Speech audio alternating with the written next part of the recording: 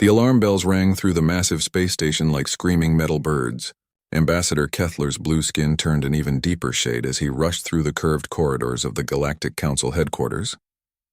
His 6 legs moved faster than they had in decades. Other aliens pressed against the walls as he passed, their various eyes wide with fear. The emergency meeting room buzzed with nervous energy. Representatives from 43 different species sat around the circular table, their translators working overtime to handle the chaos of overlapping conversations. Some had tentacles that writhed anxiously. Others had feathers that stood on end. A few with scales kept changing colors like broken rainbow lights. Kethlar slammed his primary hand on the table. The room fell silent. "The Void Reaper has escaped," he announced. The silence broke like glass. Delegates jumped from their seats. The Korvakian representative made a sound like a dying engine. 3 smaller species immediately began transmission requests to their home worlds, probably to warn their families. "How is this possible?" demanded Senator Vexai, her purple tentacles coiling and uncoiling. "Korvac 7 is the most secure prison in the galaxy." Kethlar activated the holographic display in the center of the table. Security footage showed a figure moving through the prison corridors like liquid shadow. Bodies fell behind him without making a sound. Guard after guard dropped to the ground before they even knew death was coming. 17 minutes, Kethlar said. That's how long it took him to kill 43 guards and 3 automated defense systems. He walked out the front door. The room erupted again. The Void Reaper was no ordinary criminal. He was a Draknari warrior, enhanced with the best military cybernetics money could buy. His natural species were already apex predators on their homeworld. The enhancements made him something worse, something that hunted other hunters. "How many targets are on his list?" asked Delegate Morsic, his insect-like head twitching. "Unknown, but his pattern suggests he's going after the colonial administrators who testified against the Crimson Syndicate 5 years ago. There are 12 of them still alive, scattered across 4 systems. We need to evacuate them immediately," Vexai said. "To where?" Kethlar's voice was bitter. "He's never failed a contract, never. 200 kills across 50 years. Politicians, crime bosses, military leaders. It doesn't matter how well they hide. It doesn't matter how many guards they have. He finds them. He kills them. Then he disappears." The display changed to show the Void Reaper's known victims. The list was long and terrible. Each had been a powerful figure in their own right. Each had thought they were safe. "What about military intervention?" suggested Colonel Thekmo, his shell-like carapace gleaming under the lights. "He's killed entire military squads. Special forces, elite commandos. Regular soldiers just make the body count higher. Mercenaries? He is the mercenary other mercenaries fear." The room fell into despair. Several delegates had already started making calls to their security departments. Others were calculating how quickly they could leave the station. That's when the communication console chirped with an incoming message. "Galactic Council Station. This is Captain Jake Morrison of the human vessel New Horizon. We're picking up emergency broadcasts. Do you need assistance?" Every head in the room turned toward the speaker. The translator worked for a moment, then provided additional context. Human vessel. Classification diplomatic transport. Species designation Deathworlder. A collective shiver ran through the assembled aliens. Humans were relatively new to galactic society, having achieved faster-than-light travel only 50 years ago, but their reputation had spread quickly. They came from a world so dangerous that most galactic species would die within hours of landing there. The humans called it Earth. Everyone else called it a nightmare. Humans. Kethlar's voice was uncertain. What could they possibly do against the Void Reaper? "Maybe they don't understand what they're facing," suggested Vexai. The communication officer, a nervous Zephyrian with crystal blue skin, looked at Kethlar for guidance. The ambassador considered for a long moment. They had no other options. Every security force in the galaxy had failed against the Void Reaper. Maybe the Deathworlders would at least provide a distraction. "Put them through," he said. The main screen flickered and showed the bridge of a human ship. Captain Jake Morrison looked remarkably calm for someone who had just volunteered to hunt the galaxy's most dangerous assassin. He was average height for a human, with brown hair and eyes that seemed to take in everything at once. Behind him, 2 other humans worked at various stations. "Captain Morrison," Kethlar began, "we appreciate your offer, but I'm not sure you understand the situation.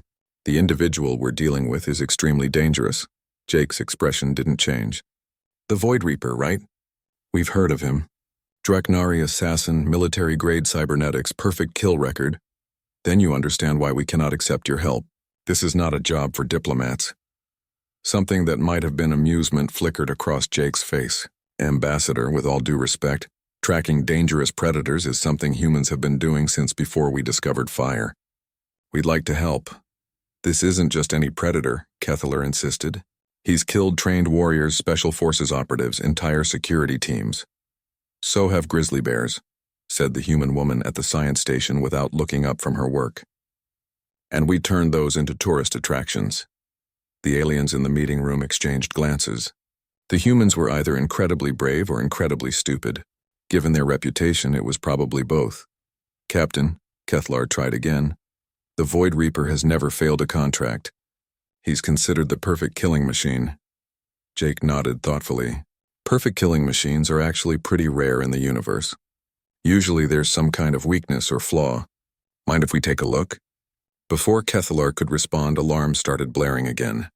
A new message appeared on the communication board. The Void Reaper had struck again. 3 colonial administrators on Kepler 442b were dead. The hunt had begun. Looks like we're out of time for debate, Jake said. We're setting course for Kepler 442b. New horizon out. The transmission ended, leaving the council chamber in stunned silence. Should we warn them? Asked Vexhai. Kethler stared at the empty screen. I think, he said slowly, we just did. The mining colony on Kepler 442b looked like a metal cancer growing across the red desert landscape. Dome-shaped buildings connected by sealed walkways stretched between massive excavation sites. The air outside was toxic to most species, but that hadn't stopped the Korvakian Mining Consortium from setting up operations. Now the colony was a crime scene. Security Chief Veltar stood in the main administrative building. His forearms crossed over his broad chest. The Zephyrian's normally blue skin had gone pale gray with stress. Around him, the remnants of the security team huddled behind whatever cover they could find. Show me again, he said to the surveillance technician. The holographic display activated, showing corridor camera footage from 6 hours earlier. At 300 local time, the hallway was empty. At 0301, 3 colonial administrators lay dead on the floor. No one had seen the killer enter or leave. He's a ghost, whispered one of the guards. Ghosts don't leave bodies. Veltar snapped. Scan the area again. Full spectrum. Sir, we've scanned everything 12 times. There's no trace of him anywhere in the colony. Then he's still here. Lock down everything. No one moves alone. No one goes near the outer sections. The technician's console chirped with an incoming message. Sir, there's a human ship requesting permission to dock. Veltar's primary eyes widened. Humans here? They say they're here to help with the investigation. Before Veltar could respond, the main airlock cycled open. 3 figures in simple environmental suits walked into the colony's main hub. They removed their helmets, revealing 2 human males and 1 female. The first man was Captain Jake Morrison, though Veltar had no way of knowing this yet. He looked around the room with the casual interest of someone touring a museum. The woman, Dr. Lisa Carter, immediately pulled out a small device and began taking readings. The third human, Ryan Blake, examined the airlock mechanism like he was thinking about buying it. Are you insane? Veltar demanded. This colony is under lockdown. There's a killer loose. Jake turned toward him with a slight smile. We know. That's why we're here. You should be running away, not walking in without an escort. From what exactly? Lisa asked, not looking up from her scanner. 1 Draknari with some cybernetic upgrades? Veltar stared at her. 1 Draknari who has killed over 200 beings across the galaxy. That's impressive, Ryan said, running his hand along the wall. But it's not really that many, is it? I mean, spread out over 50 years. That's only 4 kills per year. My cousin Billy bags more deer than that during hunting season. This isn't hunting animals, Veltar protested. These were trained security personnel, military officers, protected targets. Jake nodded. So he's good at his job. We get that. Can you show us where the bodies were found? Veltar looked at his security team.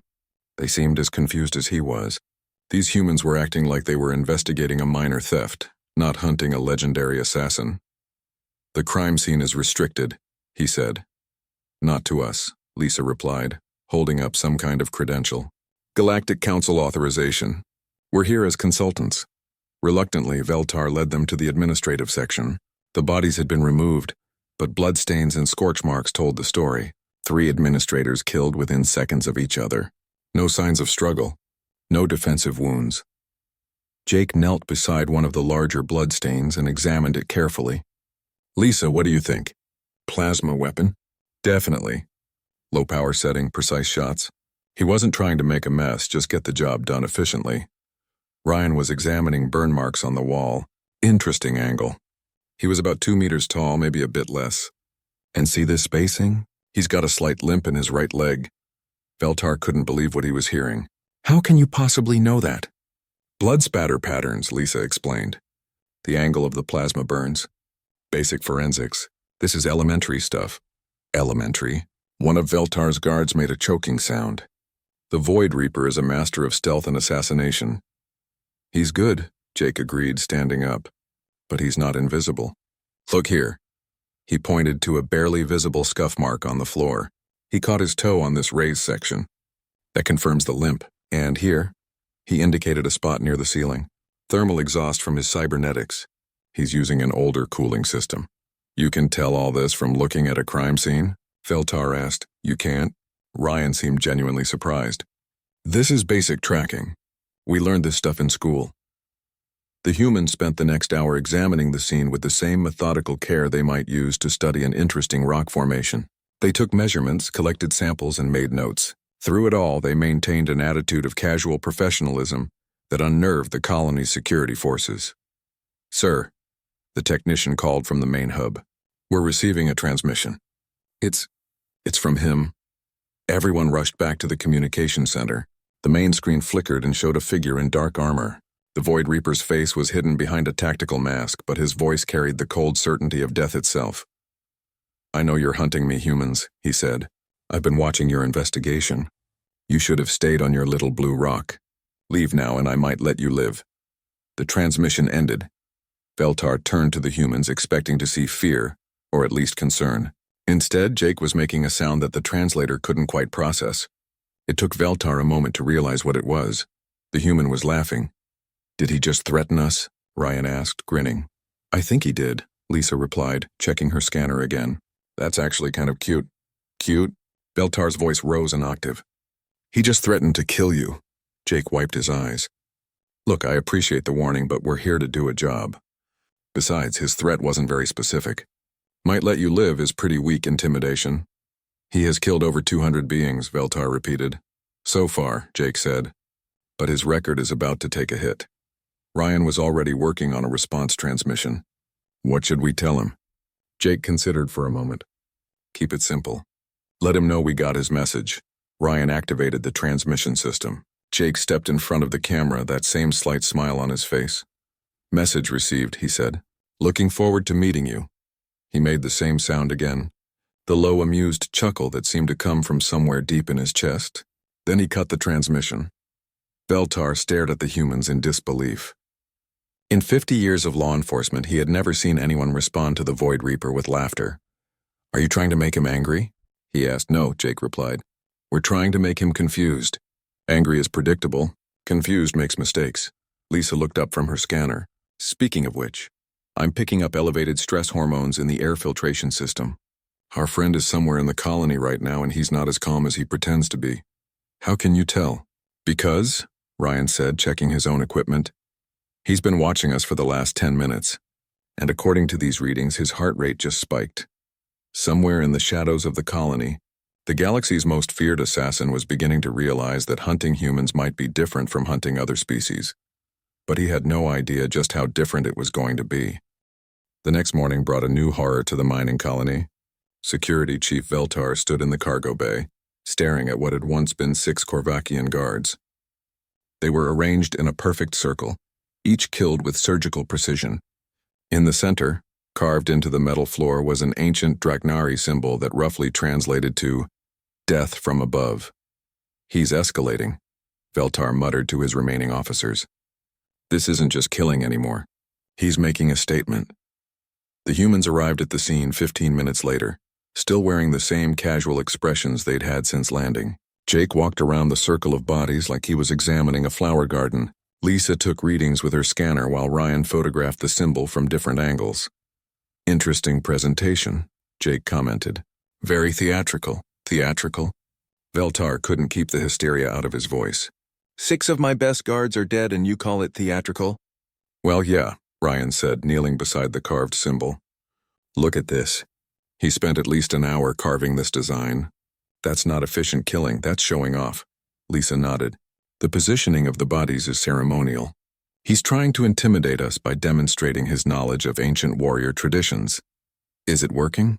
asked one of the remaining guards. "Not really," Jake replied. "If anything, it tells us he's getting frustrated." "Professional killers don't waste time on art projects." Veltar watched the humans examine the scene with the same detached interest they'd shown the day before. "Doesn't this bother you at all?" These were living beings with families. "Of course it bothers us," Lisa said, her voice becoming slightly less casual. "But getting emotional won't bring them back. It will just make us sloppy." "How can you be so calm?"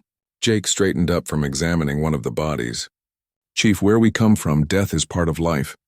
We don't like it, but we understand it. Getting scared or angry just gives killers more power over you. But this level of violence is actually pretty mild compared to some things we've seen," Ryan finished. "I once watched a documentary about serial killers from our home world. This guy's got nothing on Jeffrey Dahmer. Who? Never mind. The point is we've seen worse. Much worse." The communication system activated with another message from the Void Reaper. This time the image quality was better. The assassin stood in what looked like one of the colony's outer maintenance areas. His armor was sleek black metal with glowing red accents. Behind his mask, his eyes were the color of fresh blood. "You didn't leave," he said. "I'm disappointed. I had hoped humans would be more intelligent than the other species I've encountered." He gestured to something off camera. The view panned to show 3 more bodies, colony workers who had been caught in the outer sections. Each had been killed in a different way, showcasing various weapons and techniques. "I can kill in 47 different ways without making a sound," the Void Reaper continued. "I have eliminated targets from distances of over 3 kilometers. I have walked through armies and left only corpses behind. You are 3 beings with basic equipment. What do you think the outcome will be?" The transmission paused as if waiting for a response. Jake stepped in front of the camera again. "Well, that's an impressive resume," he said. "But I notice you're talking a lot more than you were yesterday. Usually when predators start explaining how dangerous they are, it means they're losing confidence. You think this is a game?" "No, I think it's your job. And frankly, you're not as good at it as your reputation suggests." The Void Reaper's posture changed slightly. "Explain. You've killed 9 people since we arrived, but you haven't even tried to target us directly. Either you're scared or you're hoping we'll leave on our own. Both options suggest you're not as confident as you pretend to be." Lisa joined Jake in front of the camera. "Also, your stress hormones are elevated.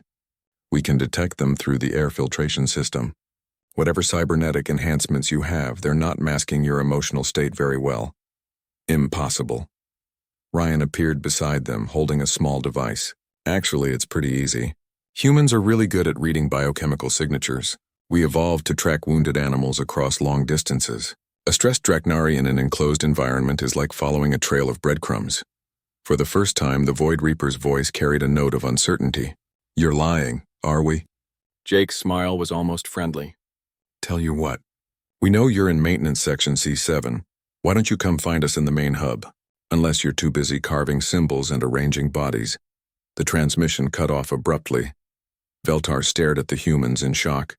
"You just challenged the most dangerous assassin in the galaxy to a direct confrontation." "Yep," Jake said. "Are you insane?" "No, we're human. There's a difference, though I admit it's sometimes hard to tell." Lisa was already preparing her equipment. "He's probably going to try a stealth approach. Standard Draknari tactics would involve cutting power and using darkness to mask his approach. So we'll be ready for that," Ryan said, pulling out what looked like a modified mining laser. "I've been wanting to test these modifications anyway." "You modified mining equipment into weapons?" Veltar asked. "Tool use is humanity's specialty," Ryan explained. "We've been turning rocks into weapons for millions of years. Industrial lasers are just really advanced rocks."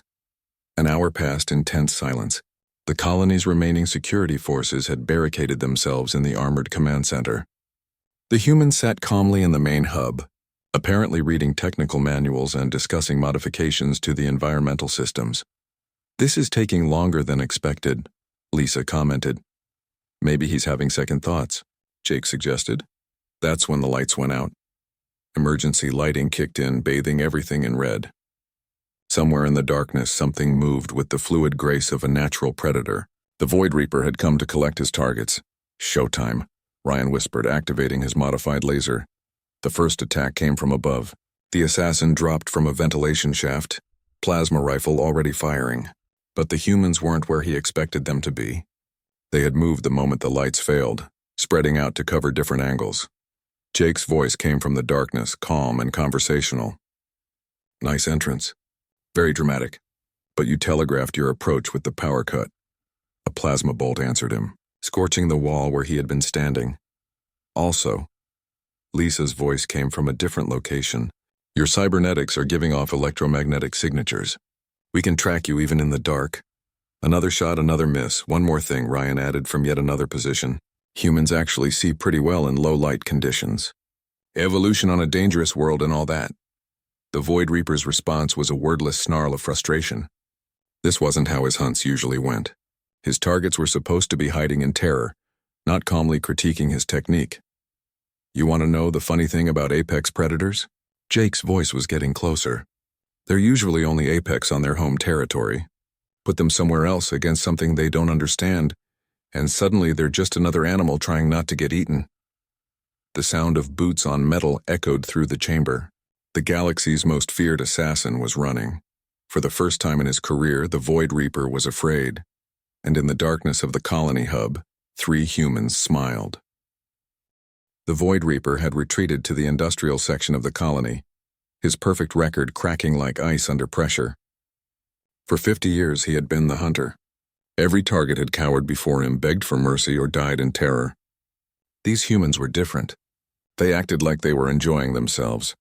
He crouched behind a massive ore processor, checking his equipment, plasma rifle fully charged, stealth systems operational, cybernetic enhancements running at peak efficiency. By every measure, he was still the superior combatant. So why was his primary heart beating so fast? "Because they're not afraid," he whispered to himself.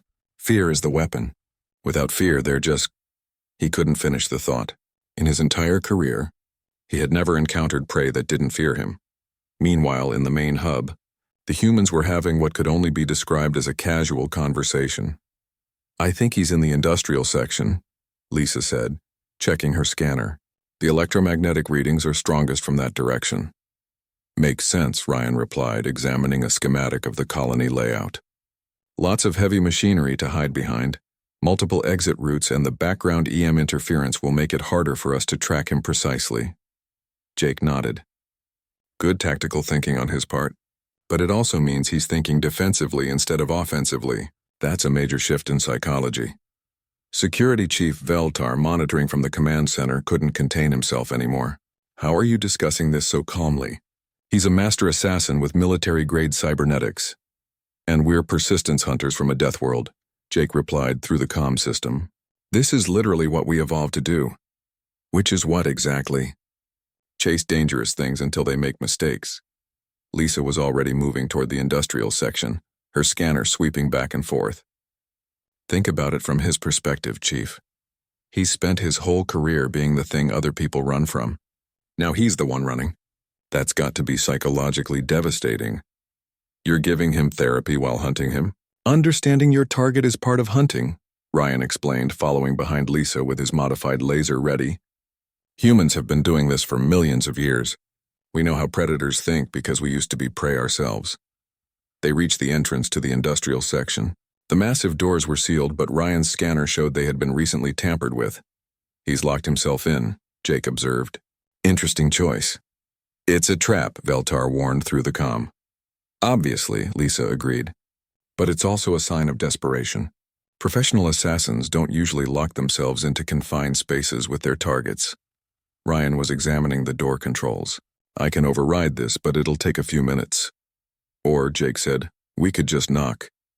He walked up to the door and pressed the general announcement button. His voice echoed through the industrial section's speaker system. "Hey there," he said conversationally. "We know you're in there. Want to talk?" The response was immediate.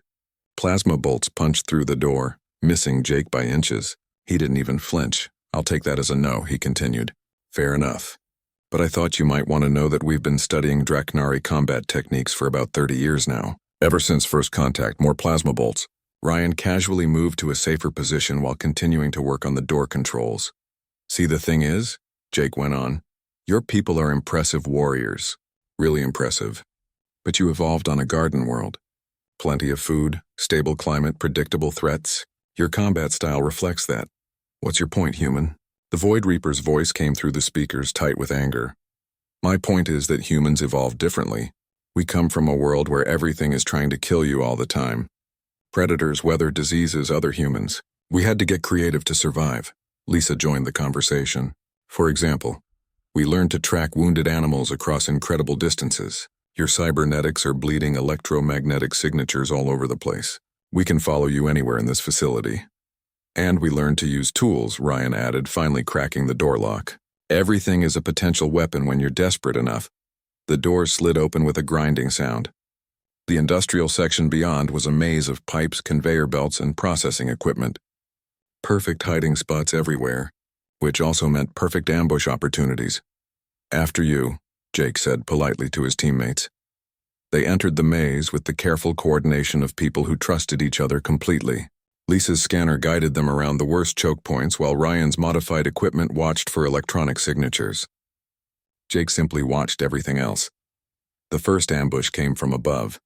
The Void Reaper dropped from a maintenance catwalk, plasma rifle blazing. But the humans had spread out the moment they entered, and his shots hit empty air. "Predictable," Jake commented, rolling behind a support beam. "Draknari favor elevated attacks. It's in all your military manuals." The assassin landed gracefully and immediately moved to a new position. His stealth systems made him nearly invisible, but Lisa's scanner was tracking the heat from his cybernetics. 30 meters northwest, she called out, moving toward the main processor. "Got him," Ryan replied, adjusting his laser's targeting system. The Void Reaper realized they were tracking him and activated a jamming device. Lisa's scanner filled with static. "Clever," she admitted, "but you're still generating heat signatures." "And disturbing the dust patterns on the floor," Jake added. Humans are really good at reading tracks. Frustration was making the assassin sloppy. He fired from a position that exposed his location, then had to move quickly when Ryan's return shot nearly tagged him. "You know what I think?" Jake's voice was almost conversational as he maneuvered through the machinery. "I think you've never fought anyone who wasn't afraid of you. Fear makes people stupid. They make bad decisions, reveal their positions, waste ammunition on panic shots." A plasma bolt answered him, but it was poorly aimed. "But we're not afraid," Jake continued. "To us, you're just another problem to solve. And humans are really good at solving problems. I am the perfect killing machine," the Void Reaper snarled over the speakers. "No," Lisa replied. "You're a very good killing machine with some significant design flaws, such as, you rely too heavily on intimidation," Ryan answered. "Take that away and you're just a Draknari with some fancy equipment." The next attack was more desperate. The Void Reaper charged directly at Jake's position, firing rapidly. But Jake had anticipated this. He led the assassin into a corridor between two processing units, then triggered an emergency shutdown. Steam and superheated gas filled the corridor. The Void Reaper's thermal vision was useless, his other sensors overwhelmed. He stumbled blindly through the cloud, his perfect coordination destroyed by sensory overload. When the steam cleared, he found himself surrounded. 3 humans with very calm expressions and weapons pointed in his direction. "Surrender," Jake suggested. "This doesn't have to get any messier." The Void Reaper's response was to activate every weapon system he had. Plasma rifle, wrist-mounted rockets, cybernetic enhancement that doubled his speed and strength.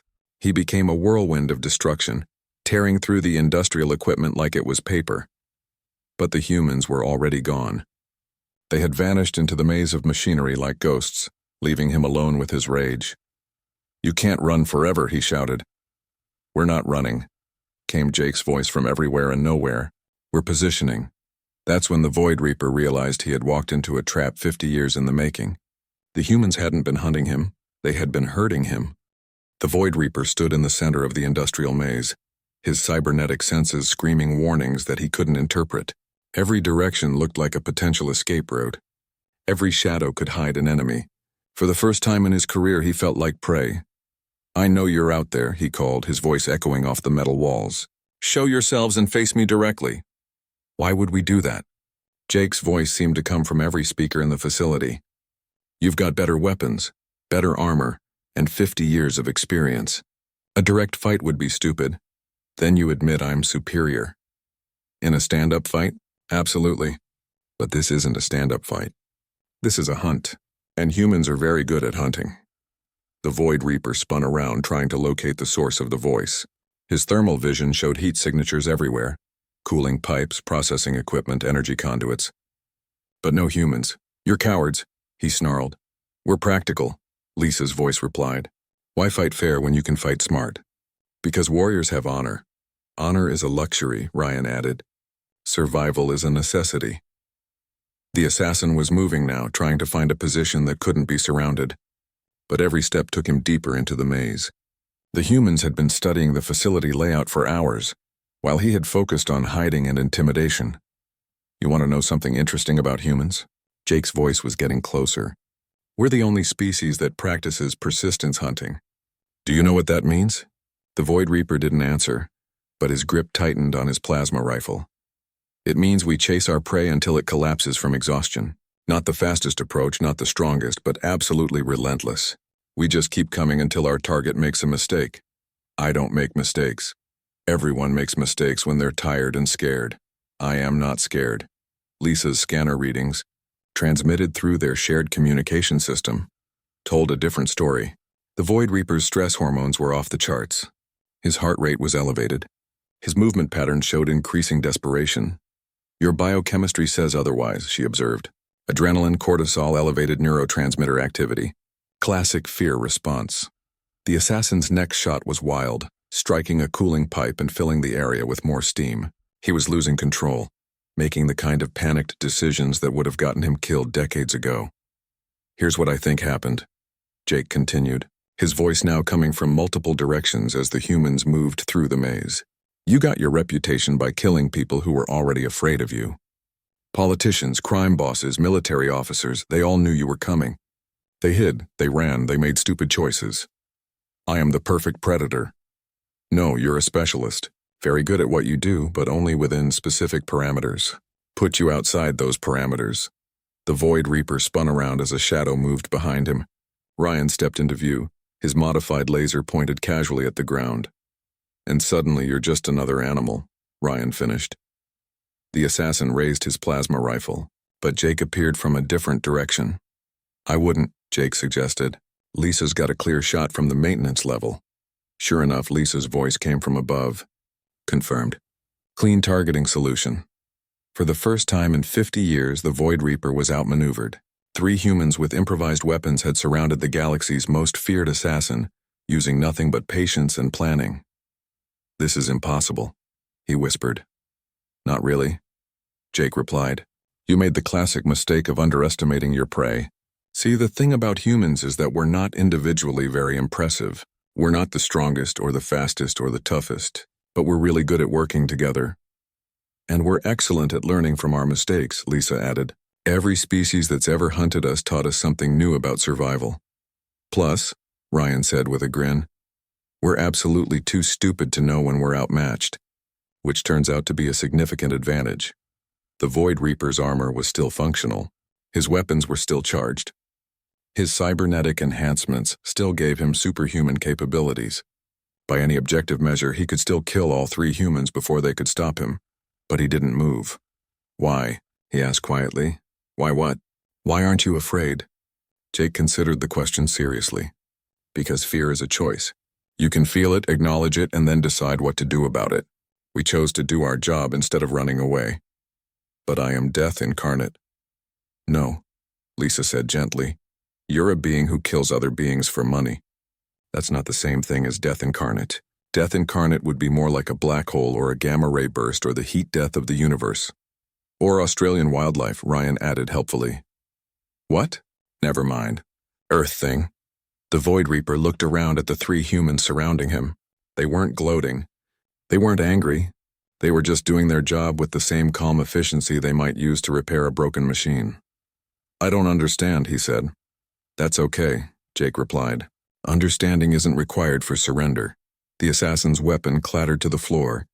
His shoulders sagged as 50 years of perfect confidence collapsed into confusion and defeat. How? He asked. Practice, Jake said. Lots and lots of practice. Security forces arrived 10 minutes later, led by Chief Veltar and a squad of heavily armed officers. They found the Void Reaper sitting quietly in restraints, staring at nothing. The humans were nearby, discussing modifications to the colony's security systems. Is it over? Veltar asked. Pretty much, Jake replied. Though I think we broke him a little bit. Broke him? Turns out the galaxy's most feared assassin has never encountered anything that wasn't afraid of him. Kind of a fundamental flaw in his psychological profile. As they led the Void Reaper away, he looked back at the humans one last time. What are you? He whispered. Jake smiled. We're just humans. But we're from a world where everything is trying to kill you from the day you're born. After dealing with hurricanes, poisonous spiders, diseases, predators, and Chicago traffic, one angry alien with a plasma rifle isn't that scary. Besides, Lisa added, we've got each other. That makes us dangerous. How dangerous? Ryan's grin was absolutely terrifying in its friendliness. Dangerous enough that the rest of the galaxy calls us Deathworlders. And they're not wrong. Later, as the Galactic Council processed the capture of the most wanted criminal in their history, Ambassador Kethlar received a final report from the human team. Threat neutralized, it read. Suspect in custody. No human casualties. Colony security restored. Please advise if you need assistance with any other apex predators. We're always happy to help. At the bottom, someone had added a handwritten note. P.S. And you might want to review your threat assessment protocols. This really wasn't that difficult. Throughout the galaxy, the story spread. The humans had done the impossible. They had captured the uncatchable, defeated the undefeatable, and laughed while doing it. And somewhere in a maximum security prison, the Void Reaper sat in his cell, staring at the walls and trying to understand how three beings from a small blue world had turned the galaxy's most perfect predator into just another criminal. The answer, though he would never understand it, was simple. They were human, and humans, as the galaxy was slowly learning, were very different from everything else.